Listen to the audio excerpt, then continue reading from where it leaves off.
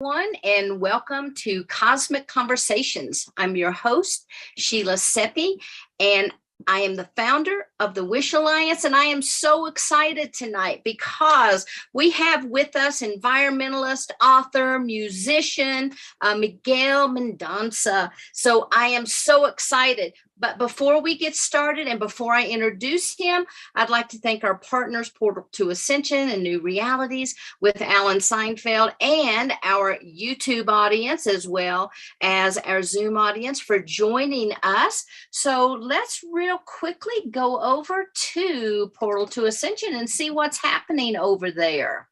All right, so Neil has the galactic origins, dimensions, and black holes coming up on Saturday, the 26th. That's $22. And this is where he is going to share the galactic history of humanity. And if you've never heard this presentation, you really owe it to yourself to check it out. Next, we have William Henry coming up.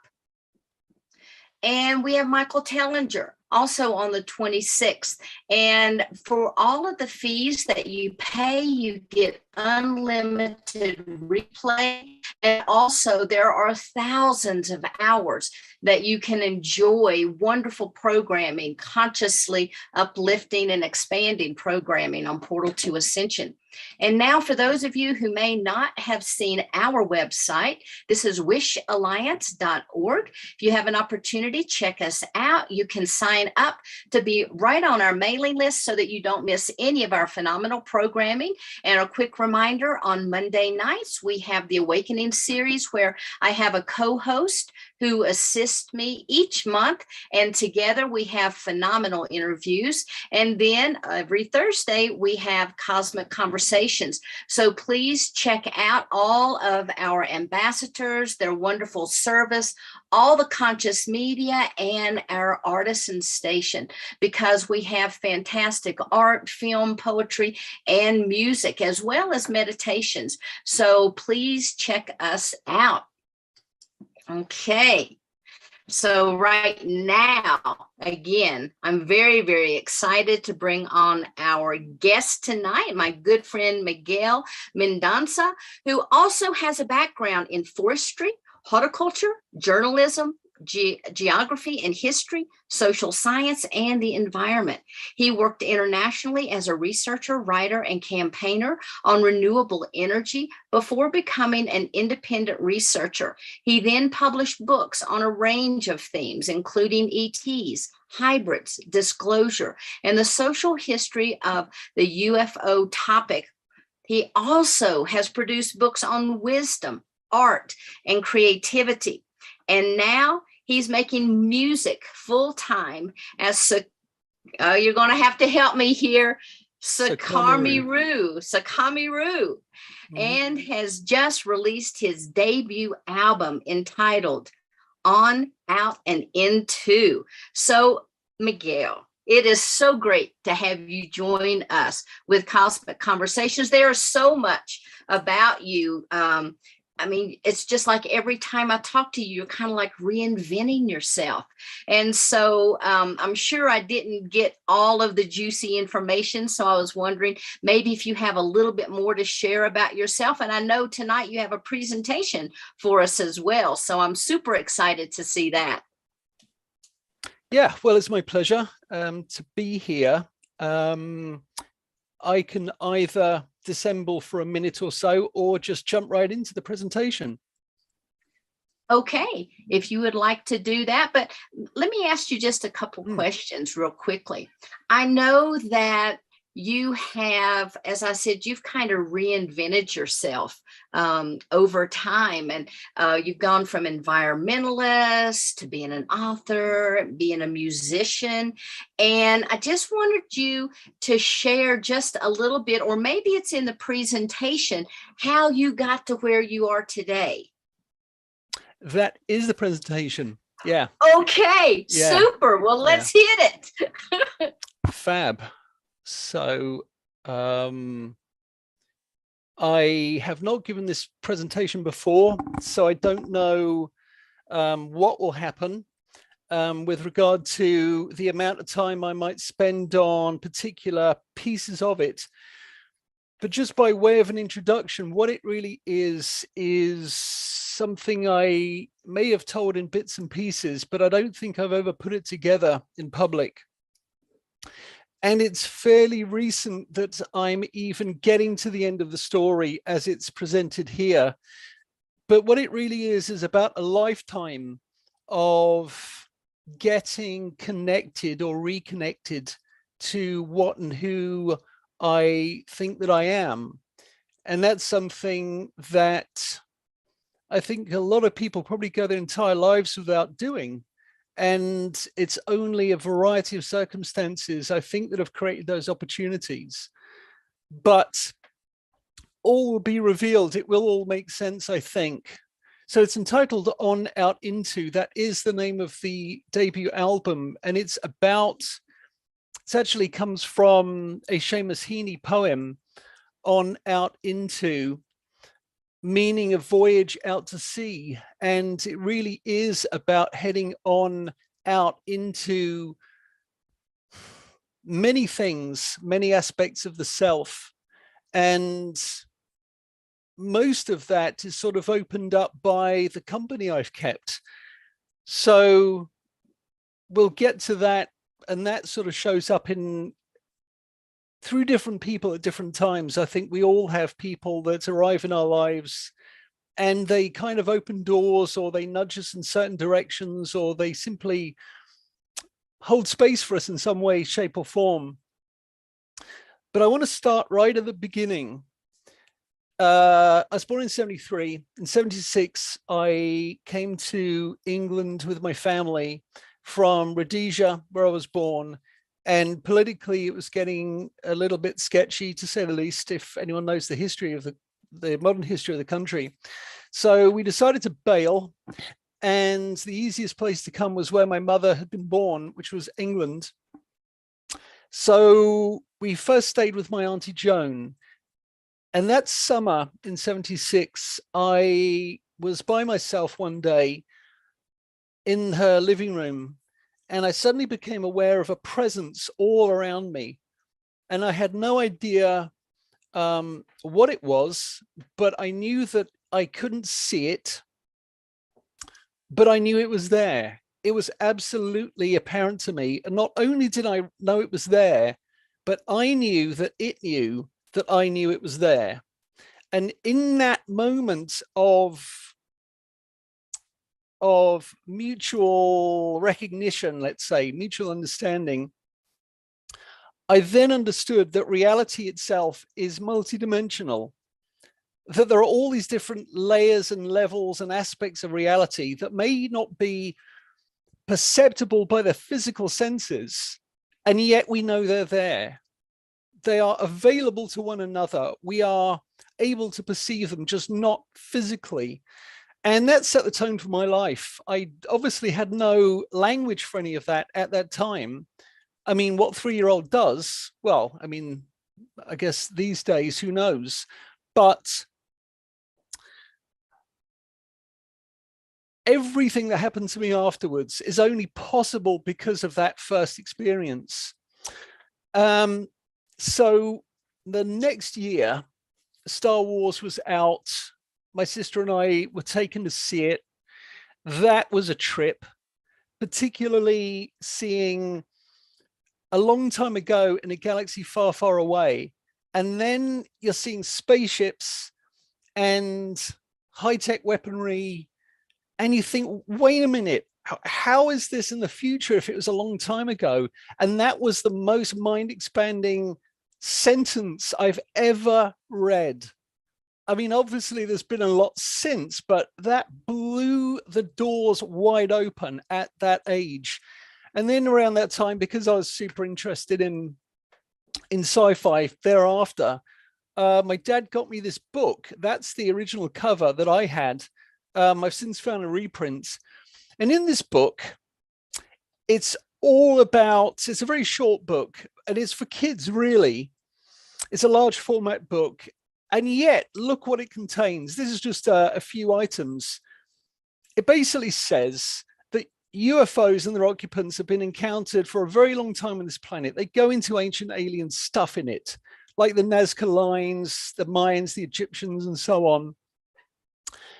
Clearly, they've been encountered by the authorities. There, all kinds of shapes and sizes of craft have been seen, from balls of light to strange metal shapes and whatnot. The military, the Air Force have investigated this. There was even a thing about the moon may have been placed there. They talked about human militaries trying to recreate flying discs. They talk about potential propulsion systems and so forth, how flying saucer might work.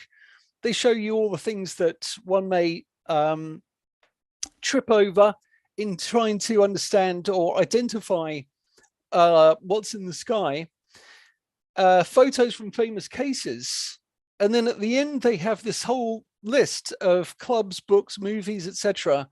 And Dr. Jan Hynek's Center for UFO Studies is in there. All of this tells me that this has been around a long time. It's part of our global fabric. It's not something that is geographically limited at all. It's not temporally limited. It shows up right around the world across time. And clearly it's legit. I had no doubt about that. I had no reason to doubt it. And the fact that something was connecting with me that previous summer, of course, you start to wonder what this is all about and why this thing seems to have so much resonance. So then over the next sort of 15, 20 years, I found nothing on the subject. It really was not out there. You had to dig, you had to look. Obviously, there was Close Encounters, there was ET. That was a big deal. But still, all people did was mock the subject. But I could not get my head around this. And I still, even though I understand the realpolitik, I understand a lot of the sort of political realities and why people like to keep this boxed up as much as possible. But that young sense of not having understood human nature, I always had that feeling from being quite young that I must be from somewhere else because this is so alien to me. The very fact that humans are not working together, that we just don't collaborate, particularly between different nation states. Of course, there's a lot of collaboration happens, but when things get really serious around, power, military issues, of course, again, there are alliances and so forth, but it's not one united species, one united family. And I have always found that profoundly puzzling.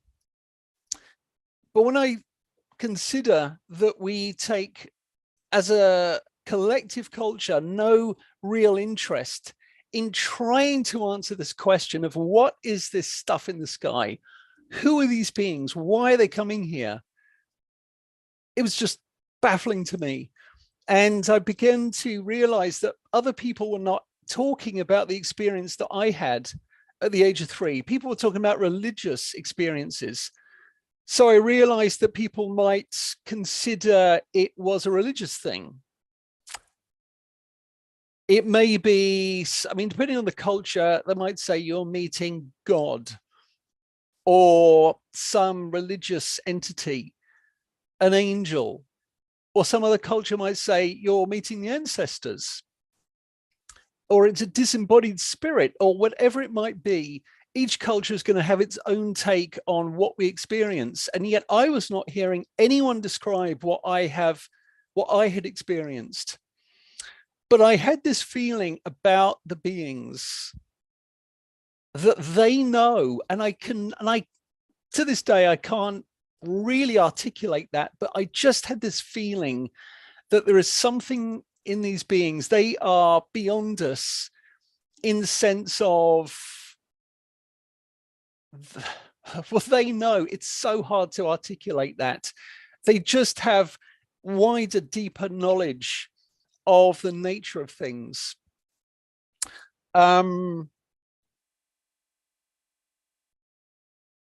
yeah, science. Why did science not investigate this? To this day, there's very, very few scientists that have ever gone public in terms of their interest in this. And I just wondered, what is it that all these people are so afraid of? Why will they not talk about this? I mean, it's only the last 3-4 years that this has started to shift. So at the time, I had to get lucky, and I found 14 Times and Nexus in my local WH Smith's, our newsagent, and I was hooked. These magazines to this day are filled with things around particularly suppressed technology. I thought that was really interesting when they talked about the way that patents for free energy devices, or something where you could run your engine on water, and so on and so on and so on. And these had all been suppressed. And I just thought, this species is nuts. And I read Chariots of the Gods, Fingerprints of the Gods around this time. And I was just so hooked on this stuff. I wanted desperately, and to this day, desperately want to get the answers to absolutely everything. I want to know how it all works, what all this is for. And it's not the easiest thing to accept that those answers are going to be thin on the ground this side of mortality. So I'll say a little bit about some sightings that occurred. And as anybody who's ever had a single sighting knows, this is generally a game changer. The first that I recall was in 1999. I was working at a pub in Hove in the southeast of England. I went to the water on my lunch break because it was a Saturday night. Heavy energy, really menacing, not great. I needed to clear my head. It's a storm on the beach. It's just crazy, high winds, deep in winter. And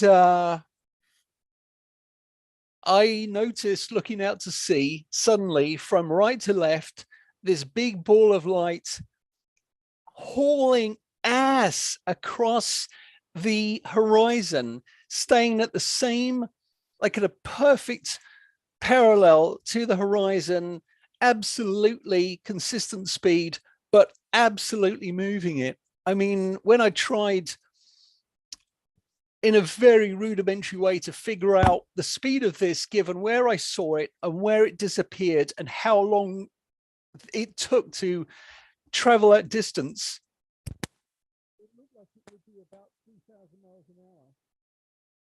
And I thought, well, I've never seen a human craft that is... Miguel, sorry, I've lost your sound. Okay, yeah. There you are. Grand. So I was just basically saying that in trying to work out, estimate the speed of this thing, it seemed to be about 3,000 miles an hour. And there's no human craft that is a big ball of light that moves silently across the waves. I at least it's unknown to me before or since. 10 years later, over the Azores, myself and my partner, sky watching, we see a craft or a light moving left to right, and it looks like a satellite at first, but then it suddenly expands and brightens, and then it shrinks back down, and we're thinking, well, what on earth would do that? And yet my partner said exactly what I was thinking. When this thing was getting bigger, I had one phrase went through my head, and she spoke it word for word. My God, it's like it's looking at us. And then, as I say, it shrinks down, it continues, and then it starts to expand again. And this takes, I don't know, 2 seconds for it to expand and brighten. And then it just goes like a bullet from a gun, just a streak of light across the heavens. And it was just like the Starship Enterprise going to warp.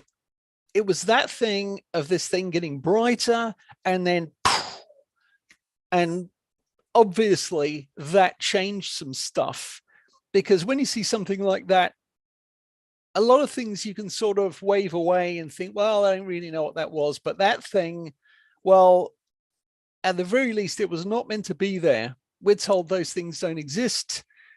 We don't have anything that can do it, etc., etc. So obviously that is a major shift in your consciousness after you have that experience. We saw one sky watching a few years later.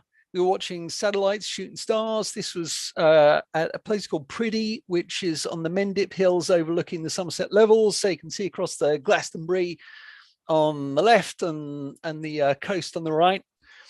And I see this one light just as we're going to leave, and it kind of seems lower than the other satellites, but doesn't seem like a plane, but it's tracking kind of towards us. And then when it gets almost overhead, it just goes up. And that's it. That's I lost sight of it. It just gets smaller and smaller, dimmer and dimmer. And whether someone can explain that as anything we would conventionally recognize, I've yet to hear it. 2018 was a trip. First visit to crop circles with my co-author Barbara Lamb. She was over, she'd been going to crop circles 25 years, more or less, at that time, every summer. And who knows, I don't know what made them, but it is again one of those things that just the possibilities alone do something to your consciousness. So after 2009, I ended up where most people end up, which is just obsessed, watching YouTube videos endlessly showing lights in the sky, other kinds of craft, all kinds of lectures, documentaries, and it goes in so many different directions. And so did the reading. Some of the titles that meant the most to me: Alien Agenda by Jim Marrs, Taken by Carla Turner, Passport to the Cosmos by John Mack. Taken was the most affecting of all of them, because she went to these women who were being taken and were part of the hybrid program. And that was the most affecting thing I ever read on the topic. I felt like I'd found the emotional center of this entire phenomenon. And you can see in the book's sort of bottom left, you start with the kind of political, kind of nuts and bolts stuff. And then it just basically goes from there. You've got all of the contact stuff. You've got the ancient alien stuff. You know, you've got star children and, you know, the potential connections with religion. You've got the hybrid program. You've got walk-ins. You've got giants. You've got things like Kramer and Thompson's Hidden History of the Human Race. And then beyond that, you have things like One Mind by Larry Dossey, Seventh Sense by Lynn Buchanan, getting into remote viewing, the Akashic Age, all of that stuff. So essentially, I got the sense that this is a massive subject that touches so many different topics, and it somehow is a home for all of them. So I tried to put together a novel which stitched together all these disparate elements of this sort of interconnected phenomena. And I tried to pull it together to understand really what would this be? What would the overarching narrative be that would explain all of this? And in the process, I was very interested in the hybrid topic. I'd written in a couple of hybrid characters, and I wanted to go deeper. So I called Barbara Lamb and we talked about it, but almost immediately it occurred to me that we could, myself as a writer, herself as a researcher, we could put together a really interesting book on the hybrid topic. for some reason, I just felt this very strangely protective sense towards hybrids. And I don't think I've ever found an obvious reason for that, but it just felt, I don't know, I felt almost paternal in this sort of protective way. And I wanted to be supportive and allow them to tell their story instead of being misquoted and perhaps typecast and misunderstood all around. I just wanted these people to get the respect that they deserved. If they were willing to go public and share their story, I felt that Barbara and I were very well placed to help them to do that. And plus, I wanted to know, I wanted to ask them a bunch of questions. So Meet the Hybrids happened.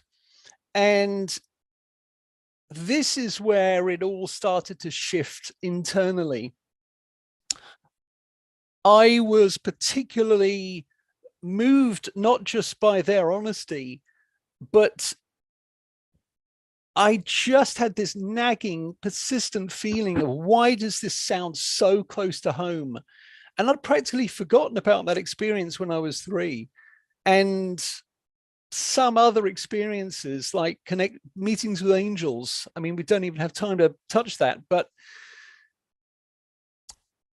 bit by bit, they helped me to sort of open up in my own understanding. I did a regression with Barbara. That was a big deal. I did one with a guy by the name of Hank Jones Jr., which was also pretty interesting. At one point in the session, he asked me to look in the mirror, and essentially I was this white ET, very, very slender, almost glowing from within, with a white robe of some description, and who knows where that stuff comes from. Is it legit?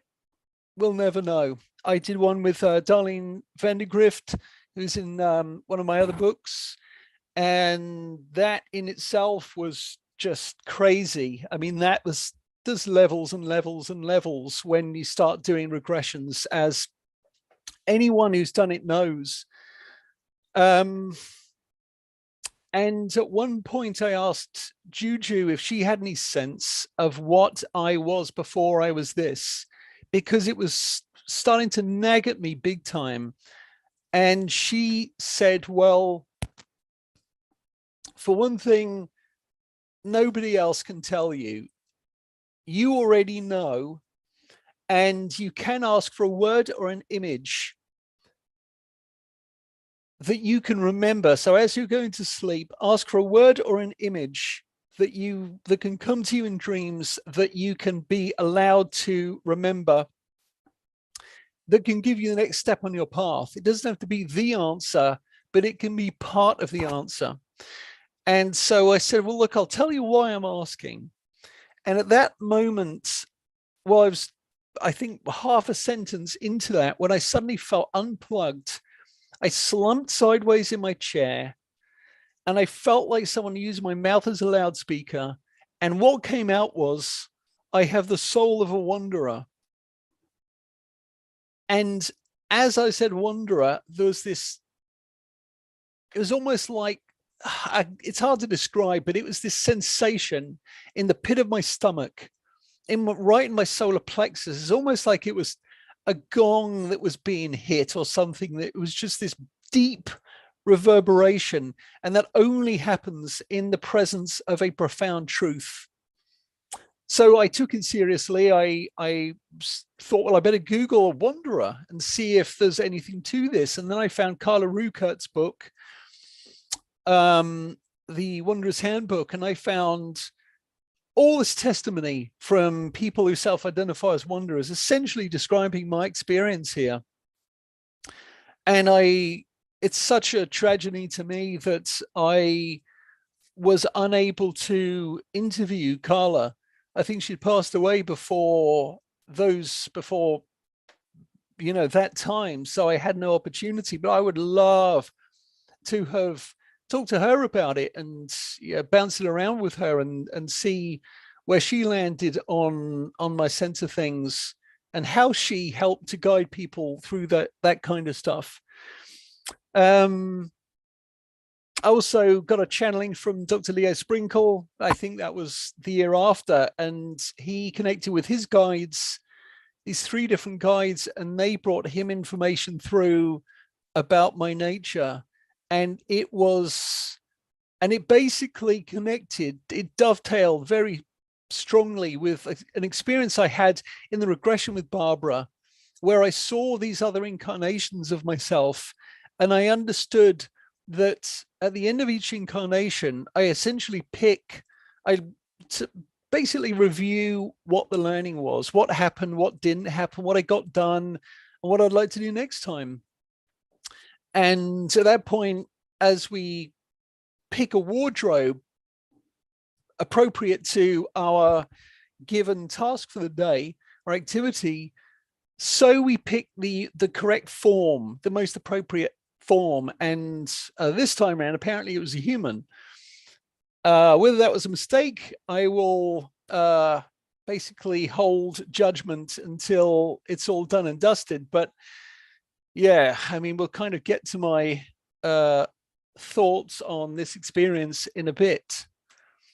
By the time that book was done, I felt that the subject effectively needed to be brought up to date.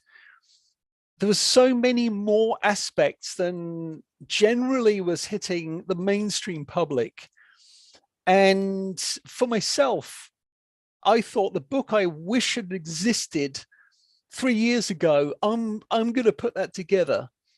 Not just because I want to ask these people a bunch of questions, but there will be people like me who want to get a good overview of the topic.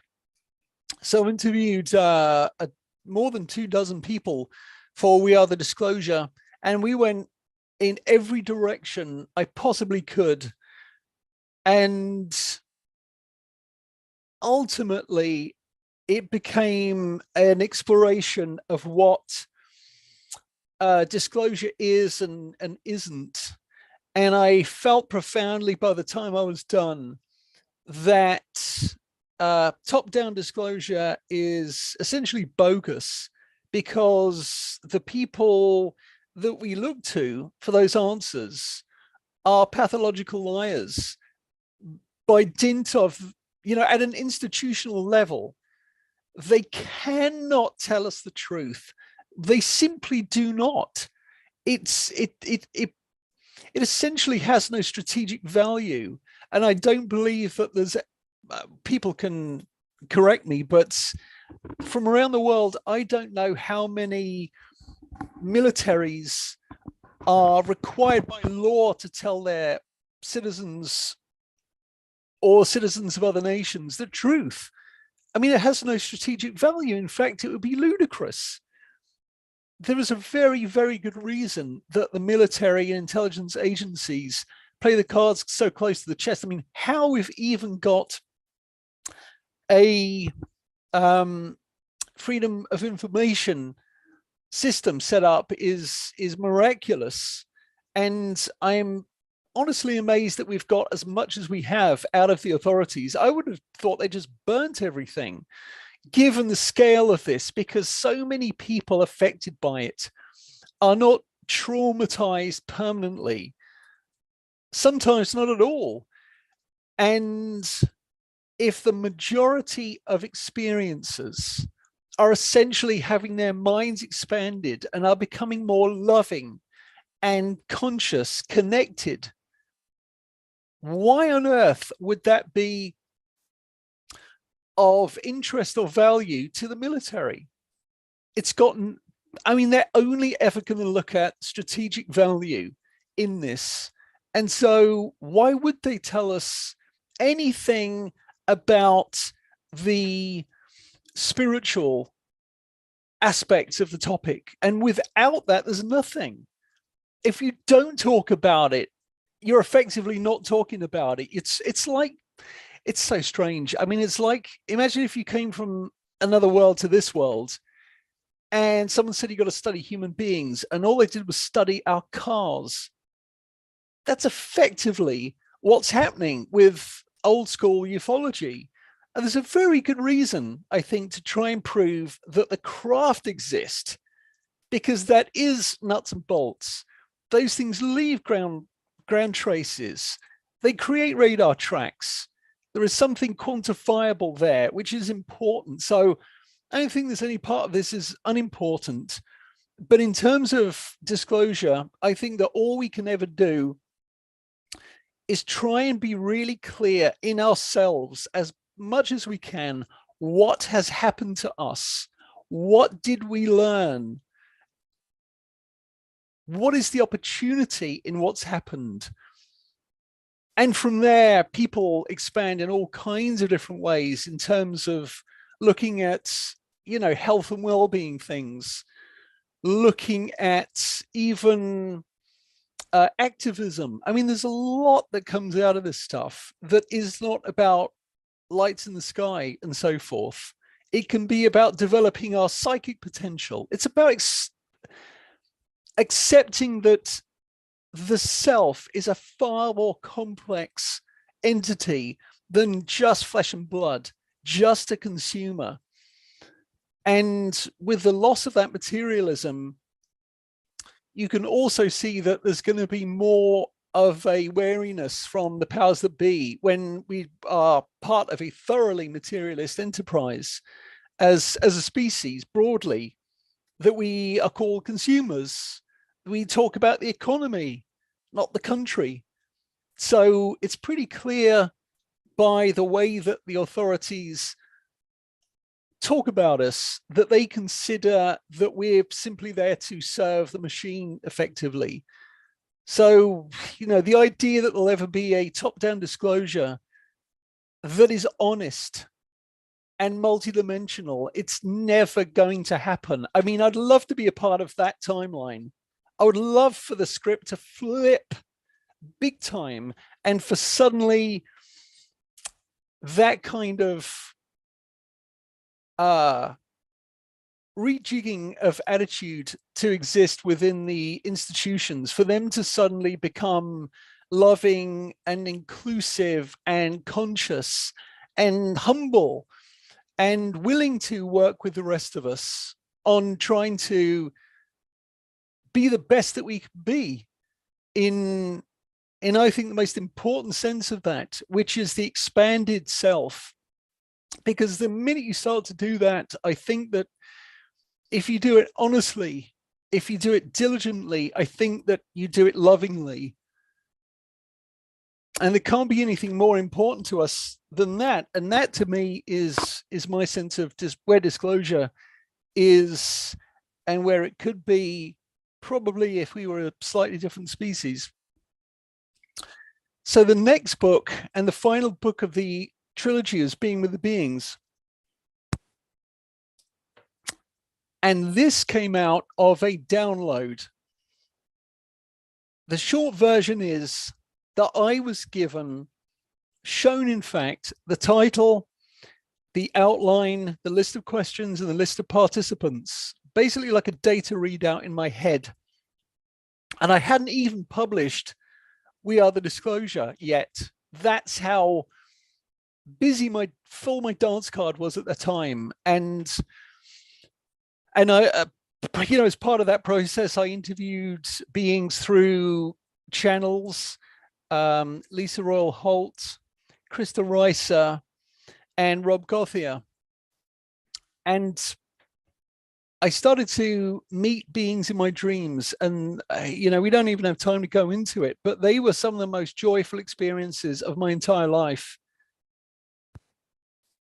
There's no way of knowing what's legit and what isn't. I like to leave it all in the realm of the possible, rather than jumping on it, embracing it too hard, or letting it go. There was just all sorts of craziness that happened. There was a lot of strange energy showed up.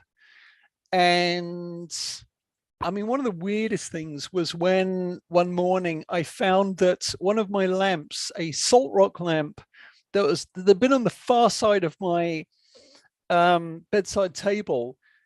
Next, wound round another lamp, had been taken from that place and laid down in this little gap between my bed and the table, the bedside table. And I've no history ever of doing odd stuff in my sleep. And there's no way for it to get there other than for it to be placed there. It can't fall there because there's a bunch of stuff in the way. The only way for it to fall is on the other side. So there's a lot that happened in that period that felt like contact of different kinds. So when people talk about what is ET contact, I would say there's a lot of answers to that question. It's a very complex thing. Everybody has their own relationship with it, their own understanding of it. And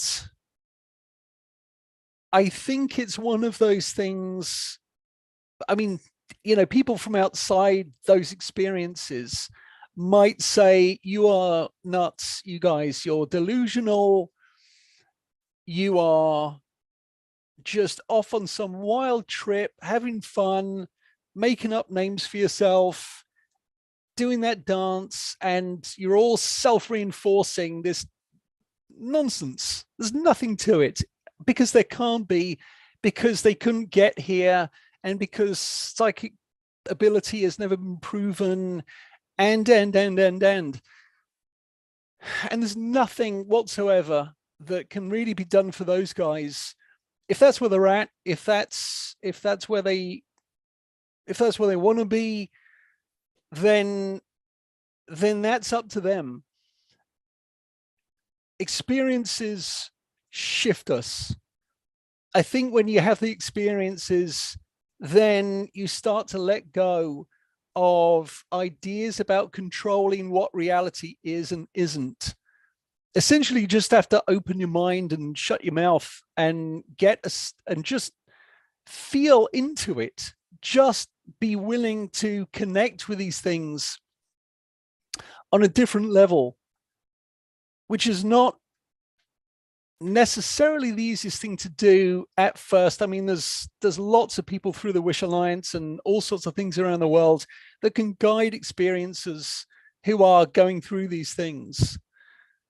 At the beginning, it is pretty confusing. It's like learning anything at the beginning. It's confusing. Learning to drive a manual car is really confusing. I couldn't believe anyone could do it when I first tried. But bit by bit, things do start to knit together and become clearer. And just doing work that connects you to yourself, I think, allows you to connect beyond the self. And then there's, of course, the question of what are these beings, and are they really aspects of the self? Is it part of are they, you know, all the multidimensional aspects, or are they simply aspects of the self in the grandest sense, in terms of all things are connected? There's no way for those beings not to be part of us. In the same way that I think that we're all African. If we all originated in East Africa, then essentially we're all African descendants. So in the same way, if anything at all is connected, then everything is connected, because there's no walls anywhere. There's nothing that walls us off physically or otherwise, materially or immaterially. And if all things are connected, then again, our human politics starts to look pretty odd. And I think if it's natural to you to feel that all things are connected, that you come from a place where that was a given, and loving kindness, connection, understanding, compassion, generosity, if those things are a given where you come from, and then you come here and you find so much darkness, so much polarity, I'm still getting used to it, I would say. In I would say in that year or the year after, there was also a walk-in experience, which we probably don't have time to talk about today, but all of these things, everything that happened in doing those books, I think were all about trying to come to terms with my own nature. And I would say that's still a work in progress, as it is for probably most people. After doing those books, I felt like I'd gone as far as I could without sitting down and interviewing the beings themselves. So what started to happen was the glass first. In the top right, you can see one of Cynthia Crawford's sculptures, which had been bought by Juju. So Cynthia is in Meet the Hybrids. Juju is in all three books. And Juju had bought the sculpture. And every time we talked, she would sort of wave it in front of the camera. And I thought, I'm going to sound nuts, but it honestly feels like this being is trying to tell me something. And for anyone outside this field, they just think, oh, he's just one of those new age idiots. But for someone like Juju, you can tell her and she gets it. And she ended up sending me this guy. And when I started doing the glass work, I started to see that being's face in the glass. So I had to go and research it, figure out how to make a 3D face in glass. And the one with the triangles, it's this crazy portal thing that I made. And these are all about an inch thick or so. Yeah, it was a trip, but it was so important to move out of the space of the intellectual. I haven't done that run of books because they are, you can imagine anyone doing that kind of detailed work with so many people intimately over the course of 3 or 4 years. It's super important to, I think, get connected, and the art is a really important way of doing it. And in fact, Cynthia came through in a wonderful dream. And the way that I met her in that dream, she looked about 30, just glowing, radiant. And I told some of the people from Meet the Hybrids, and I think 2 of them and one person from outside the book said they had the same meeting with Cynthia, and she was the same age in everybody's dreams. Then I started getting into Reiki, and that was its own universe of experiences. Then I got into making music with modular synth, and the music that I ended up making, looking at it, you'd think, okay, well, that figures. It looks like a, flight deck of a starship, and that's what I ended up making. And did collaborations with light language speakers and singers, and it's just my happy place. And I think that it's one of the most healthy things that you can do, is find your happy place wherever that is. After that, I won't go into it here. We're up against it on time, but I did a book on wisdom. I felt that essentially humanity was desperately in need of it by the time we got around to 2020. And so I interviewed a couple of dozen extraordinary people from around the world, different cultures, different life experiences, and ended up with a sense of wisdom that it can only be found in the understanding and demonstration of love, compassion, benevolence, generosity, reciprocity, gratitude, and humility. Because you can be a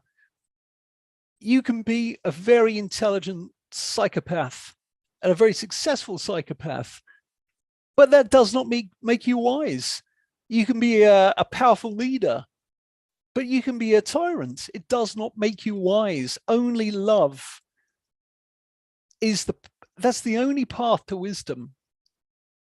Thereafter, I did my last book, which was Make Manifest, which was that, I mean, any of these books could be an hour lecture by itself, but essentially it was about trying to understand the life of the artists. So I interviewed another couple of dozen people. I mean, there's one guy sold like 100 million records. Somebody else his studio has won 4 Oscars.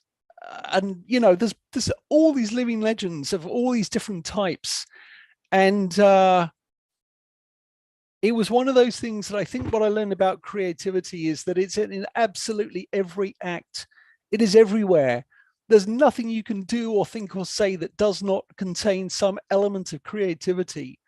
Art, I think we're always trying to understand what that is, but for me, it's about processing experience. And so it's always been something that's been really important in helping me to pull things together. And that's what my first album, I think, has achieved.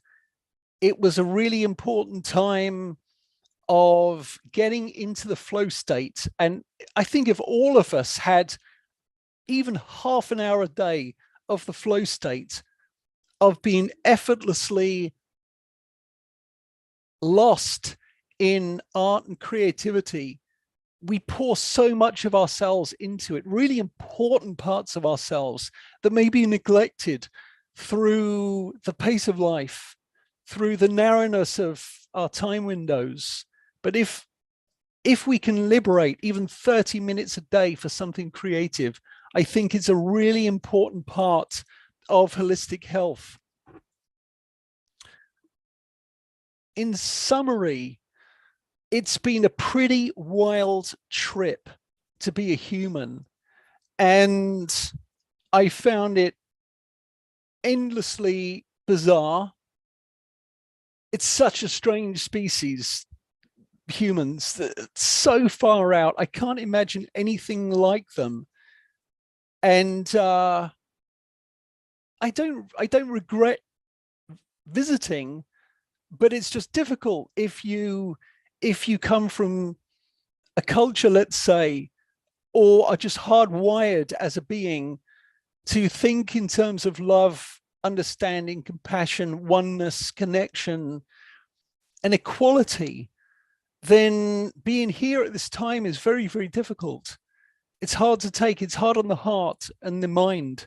But what you do learn being here is there are so many profoundly beautiful people who are loving and generous and brave and bold. And they add so much to all our lives through their willingness to share of themselves. And I think we're all in our best selves, the best of gifts for one another, and even our worst selves can be opportunities to learn from one another. So I think there's always something to be taken from any experience. And as a whole, I would say I'm still working it out, and that's part of the fun. But what I have done is really come to terms with myself as a visitor. And at this point, I'm really okay with it. That's it. Thank you so much. Miguel, that was an amazing presentation. I absolutely loved it. And there's so many things I want to ask you about it really quickly. But for our viewers on YouTube and Zoom, or our listeners on Clubhouse, if they want to purchase your books, where can they do so? They're on Amazon. You can also get them from Barnes and Noble. You can, if you're outside the US, there's a lot of national sort of Amazon versions that you can go to. Most people will know where to look in their own countries, their own jurisdictions. But generally, people don't have a problem. Wonderful. One thing too, I'd like to say that so many of our listeners and viewers themselves have had experiences of one form or the other, whether they're viewing things in the sky, whether they actually are traveling on ships themselves, being a walk-in, indigos, starseeds, hybrids, wanderers, dimensionals, angelics. And I think that it would be really helpful to folks to be able to hear your story about the walk-in, because so many people could be having the same experience that you're having or had and just not realize it. Yeah, it's a wacky story, and it's in your book.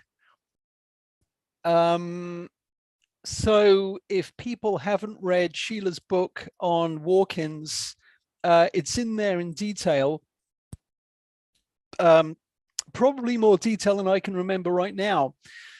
But what happened was I woke up one morning and I found I couldn't curse. And normally I swear a blue streak, but I just couldn't. I even the words in my head were awkward and uncomfortable. And I thought, this is weird. This is definitely different. So I just began to observe, and I realized that something really profound had shifted in me. And even talking to friends who also curse a lot, at one point, you know, in conversations with each of them, and it's a tough thing to say to somebody, can you edit yourself for my benefit? But I hold nothing back from my friends. I just tell them, here's what's going on. I can't curse, and it's actually painful to listen to. It makes me feel slightly sick. And there's so many levels to what this experience was. But I started to realize that I was not thinking of myself as Miguel. I wasn't thinking of myself as Miguel in the human body with Miguel's programming, all his stuff. And I just felt so kind of soft by comparison. Like, people who know me know there are some pretty hard edges in there. Not that I'm a mean person, but just that I am pretty honest about my appraisal of things. Let's put it that way, euphemistically. And I remember going for a walk with my partner, and we were in the city center, and I happened to notice through the window of this restaurant gluten-free pizza base, and I hadn't been able to eat gluten in a decade, or, you know, dairy. And I went in and I asked them about this, and they said, yeah, we can just make you up anything. They're gluten-free bases. And I said, you don't have any like non-dairy cheese, do you? And they said, we've got the best non-dairy cheese. It's this it's, you know, it's coconut-based stuff. And anyway, get this we're waiting for the pizza, and we sat in the window. It's a cold and rainy January, because this was a January, and so it was like January of 4 years ago, maybe, roughly. I forget which year it was. And watching all these people going back and forth, cars and the people and the rain coming down. And I was just thinking, this is such a crazy trip. I found myself on this planet, able to walk among the humans, and nobody knows. Nobody knows. And it was like being a spy. It was like being deep, deep undercover. And I'd shifted enough into this different state of being that I just was not having the kind of reactions I should have done to it, I think. But there were still really strange experiences, some of which I couldn't even go into publicly. But when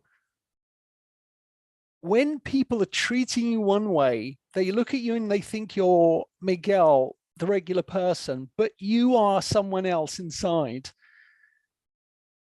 But you're sort of both. Like, there's part of my consciousness that still seemed to be connected to Miguel. It's so hard. Was it 5%? I do not know. But and so that in itself was a strange kind of pushing, pulling thing. Like, which am I? And before this has started, I reflected at one point, because what I did is I just thought, this is crazy, but it's really interesting. So I basically started to research the experience as it was happening. And so I started reaching out to all the people that I'd worked with and interviewed, people like Barbara Lamb and Mary Rodwell, Jacqueline Smith, a lot of the people in Meet the Hybrids, and various other folks. I spoke to Dr. Leo Sprinkle about it, and I said, would you be willing to channel for me and see what your guides can tell you about what's going on? And so all of this stuff, I recorded all these conversations, I dutifully transcribed it, I edited it all. In, I don't know, a couple of weeks or something, I had, I don't know, 20, 30,000 words, maybe more, maybe it was 40,000. I feel like it was half a book in a couple of weeks because I was just on it. And because what it allowed me to do is talk to someone like Barbara, talk to someone like Mary, and have them, as someone who has dealt with experiences of every stripe for decades, have them come at me and ask me questions and open things up. And where you can read the chapter in Sheila's Walk-ins book, it basically goes into all the different takes that all those different people had on it. Right. And I wondered by the end of it, am I the being that I experienced, that Miguel met at 3 years old? Has that being got antsy and decided, you know what, I'm just going to slide in there while he's asleep, and I'm just going to basically walk around in, you know, a Miguel suit for like 3 or 4 weeks and just check it out and see if having a body is all it's cracked up to be? And I don't know. I have no answer. I have been variously told, oh, it's your, you know, it was a walk-in, it wasn't a walk-in, it's this type, it's that type, or it is, you're a braided soul or something like that, and that other being was sliding into just, you know, you were just switching briefly. And Sheila's book, of course, it breaks down the whole sort of typography of all the different types of walk-ins and all these different types of expressions of the soul, if you will. And so that was a pretty interesting process. I worked with Sheila on that book for some months, and of course had to read everybody else's chapters in the editing process. And the thing is, if you get too many options for anything in life, getting to a decision can be tough. And as I said right at the beginning, I felt it was important for myself to not come to hard and fast conclusions, because I think it's sort of, it's somewhat intellectually dishonest in that I know that every single day I am changing in one form or another, one aspect or another. So to say the truth is this is crazy, because it's only the truth for this 5 seconds. By the end of the sentence, something could be shifting somewhere in my being, and I may be in a different place. So I try and hold on to all ideas with a very loose grip. I feel like it's healthy. I feel like it's honest. And I feel like, in terms of myself as a wanderer, if that is what I am, and I absolutely can buy it, I believe that more than anything else about myself.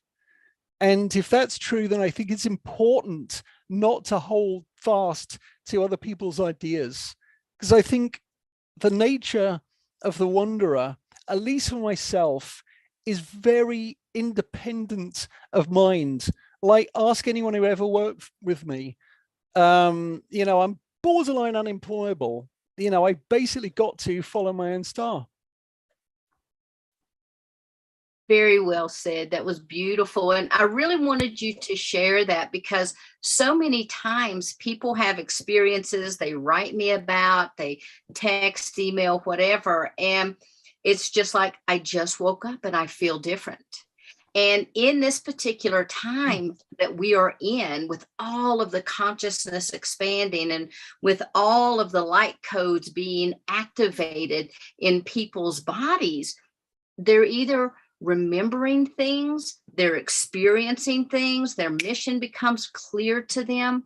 And books that you have written are a beautiful roadmap for people to follow, because not that they have to do A, B, C, and D, but it gives them this plethora of knowledge of other people's experiences that help them to understand that, hey, maybe I'm not so different.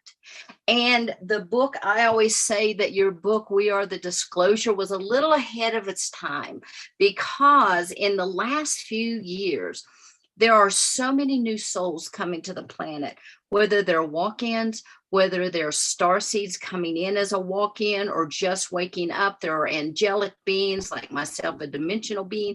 I mean, whatever it is, because we're all here at this particular point in time because of what is and is about to happen. And I don't know about you, but I get this excitement about what could be for humanity. We do see consciousness elevating. We do see more and more people waking up. And I agree with you. I do not think that we're going to have a top-down disclosure. I think that it's people like us from the grassroots up that are the disclosure. And of course, every week we have people coming on sharing their stories, their experiences. And with what you're bringing tonight, I have a feeling that a lot of people are going to be reaching out to you as well. And I'd like to just pop up real quickly all of our emails that I put in. I don't know, I could not get this one to come down on the bottom line, but here are all of Miguel's ways that you can get a hold of him. Here's ways to reach out for his music. And if you want to listen to it, you can visit youtube.com. Just type in Miguel's name, type in his music. You can listen to it.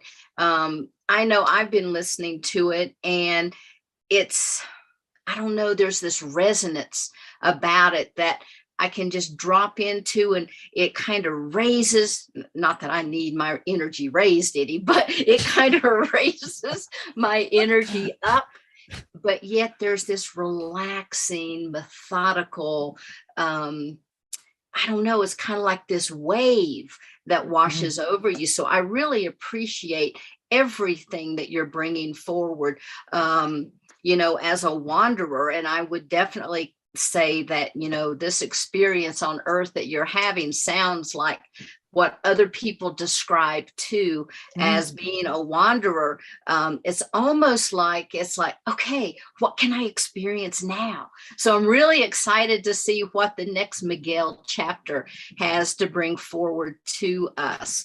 And so if you had any final words of wisdom that you want to bring out before we start to bring our interview to a close? I'd love to hear them. I just don't think there's anything more important I can say in terms of the answer for every question that people have when they want to get somewhere, anywhere at all, and absolutely anything at all, any enterprise, any endeavor, whether it's success in business, work, relationships, whether it's living more healthy.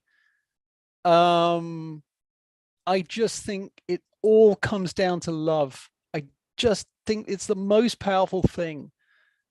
And genuine love, not just picking and choosing, well, I'm going to love these guys and not those guys. I'm going to love the political right and not the left, or the left and not the right, or I'm going to only love other Catholics or whatever. I think that absolutely anybody who has really done the work to try and figure out why we suffer, why the human trip is so hard, I think it is every time we lose track of what love is and how to love. And I don't even think we're taught it, really. I mean, we're taught to compete like crazy. You know, we're taught to want, we're basically set up to become, you know, cogs in the machine to feed the beast kind of thing. It's this, you know, the god Mammon. It's that whole idea of reducing people in what they are and what they can be to what they can buy, and that is just the biggest lie just ever told. And if we want to, I think if we want to have that kind of experience, so this is the perfect time and place for it. But if we want to have the experience of transcending that, it's also the perfect time for doing that, because it's like materialism has such dense gravity and it pulls us down into it. And if we want to essentially release ourselves from it, not that we can entirely or we would just die, we are material, we are flesh and blood. We do require certain things in order to get this body and this mind through life. But I think if we want to do it in a really healthy way, and we want to make life better, not just for ourselves, but everybody else, we've got to get better at love. And there's a lot that comes into that, but letting go, I think, is kind of key to it. You know, they say if you want to love somebody, let them go, set them free, all that kind of stuff. And I think there's really something to that. And it may be one of those things that I've wanted to write a book about love for years, but it's just such an enormous topic. How would I even do it? I think that the thing I want to do is make music with love. And what I put into that comes out of the speakers. There's no way to avoid it. When we make art, when we create anything, how we feel goes into what we do. So the thing that I'm working on now is an album all about being a wanderer and about my experience here and what it will be like to head on. And it's so crazy to me how as soon as I started to write music about that, I started to write everything in a major key. Prior to that, much of what I did was in a minor key. You know, if you listen to On Out Into, you can kind of feel all of those layers and all of that kind of tension. But it's like as soon as I started working this album, everything in the way I make music, the music that I make changed. And that is something that has got my attention, let's say. Beautiful, beautiful. Thank you so much. And again, please check out our chat, because we have all the various ways that you can get a hold of Miguel, how you can listen to his music. You can go to Amazon.com to check out his books. So Miguel, I am so grateful for you taking the time to come and talk with us on Cosmic Conversations. It's been an honor and a pleasure to have you here. I'm so grateful. Again, you can also check out Miguel's interview in my book, Walk-Ins, Cosmology of the Soul. And Miguel interviewed Miguel, and we have a section in there about his experience with what I classify as a jumper. So again, thank you so much. Thank you to all of our YouTube viewers, our Zoom viewers, all of our listeners on Clubhouse.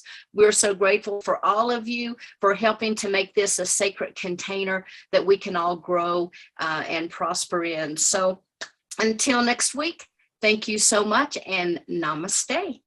Have a great weekend.